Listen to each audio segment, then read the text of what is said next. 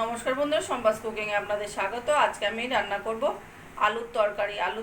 আলুর তরকারি দোকানে কচুরির সঙ্গে দিয়ে থাকে, সেই আলুর তরকারি আমি এখানে রান্না করে দেখাবো। প্রথমে আমি ভাজা মশলা তৈরি করে নেব। সেই জন্য নিয়ে নেব 2 চামচ মতো জিরে, 2 চামচ মতো ধনে আর 4টে শুকনো লঙ্কা। হালকা করে ভেজে আমি তুলে রাখবো।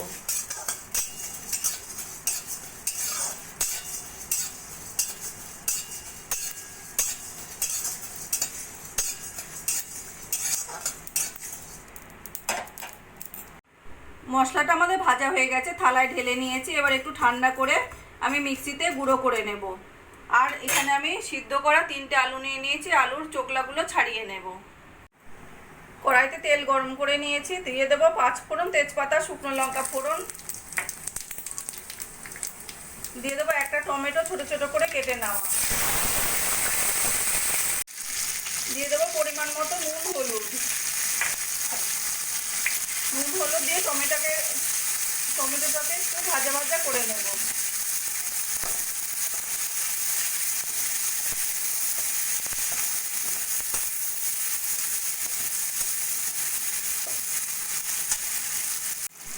টমেটোটাকে একটু ভাজা ভাজা করে নিয়েছি। এবার আমি এই সিদ্ধ করা আলুগুলো এইভাবে ভেঙে দিয়ে দেব।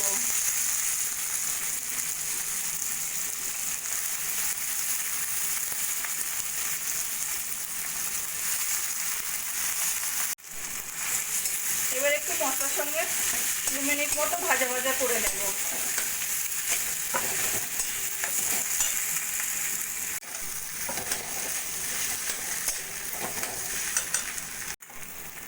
দু মিনিট মতো ভেজে নিয়েছি। এবার দিয়ে দেবো আমি পরিমাণ মতো জল।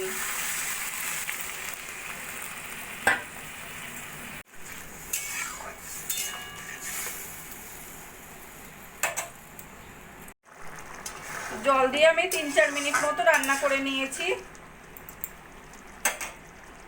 আর এদিকে ভাজা মশলাটাও গুঁড়ো করে নিয়ে নিয়েছি মিক্সিতে। সেই ভাজা মশলা গুঁড়ো থেকে আমি 1/2 চামচ মতো ভাজা মশলা এই তরকারির মধ্যে দিয়ে দেব। দিয়ে নাড়াচাড়া করে ভালো করে মিশিয়ে নেব।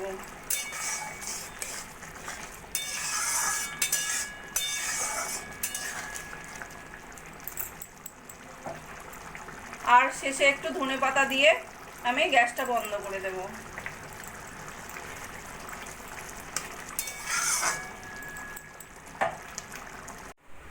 একদম দোকানের মতো কচুরির সঙ্গে খাওয়ার আলুর তরকারিটা আমার রেডি হয়ে গেছে। আমার এই রেসিপিটা যদি ভালো লাগে আপনারা বাড়িতে বানিয়ে দেখতে পারেন। গরম গরম রুটির সঙ্গে কিংবা কচুরির সঙ্গে খেতে অসাধারণ লাগবে। আর কমেন্ট করে জানাবেন কেমন লাগলো। প্লিজ লাইক, শেয়ার ও সাবস্ক্রাইব করবেন।